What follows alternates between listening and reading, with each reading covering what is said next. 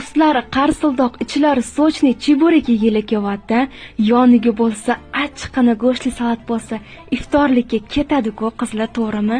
Xohlasanglar sirasorlargacha o'rgatib qo'yaman.